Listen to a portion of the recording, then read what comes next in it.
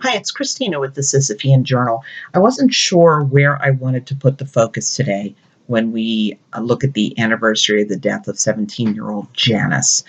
Um, she went to Dimensions Medical Center in Des Plaines, Illinois, for an abortion on December 5th, 1998, to be performed under anesthesia. The abortionist was Dr. Jesse Chandler Jr., and the anesthesiologist was Dr. Murray Rosenberg of Hospital Anesthesia Group. Janice wound up dead. Surprise, surprise. The suit by her survivors held that Dimensions failed to perform an adequate physical examination prior to her abortion. Do you notice a pattern? You see lots of these if you follow this channel or if you follow the Cemetery of Choice blog. In particular, they didn't pay attention to her increased anesthesia risk due to her asthma. She suffered asthma-related complications that resulted in her death that day. Dimensions voluntarily closed in December of 2011, citing the following reasons. 2 surgical suites are too small to accommodate all the equipment necessary for modern surgical procedures. The applicants also reported flooding issues at the facility, resulting in unsanitary conditions, additional remediation costs, and unnecessary closures of the facility.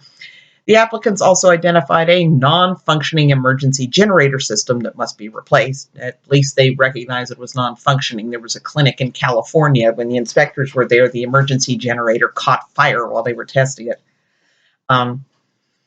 So I wasn't sure whether I should look at the kind of yucky conditions at the clinic or whether I should look at the asthma. And really, I want to look at the failing to take asthma into account. I had wanted to get on a possible list of kidney donors for matching, and they denied me to even donate a kidney because I have asthma and that they feel that the increased risk of anesthesia is just too much in somebody who has asthma. But that doesn't seem to deter abortion clinics from going ahead and knocking out patients who have asthma. Tammy was 19 when she went into bronchial spasm during an abortion in 1988, and she died. Donna was 20 when she went to her medical clinic in 1986, and they went ahead and put her under even though she told them she had asthma. Sheila was 27 when she went to Delta Women's Clinic in Baton Rouge in 1984 and suffered asthma complications. And Colleen was 20 when she traveled from Michigan to New York in 1972 to take advantage of their newfangled safe and legal abortion and died of asthma complications.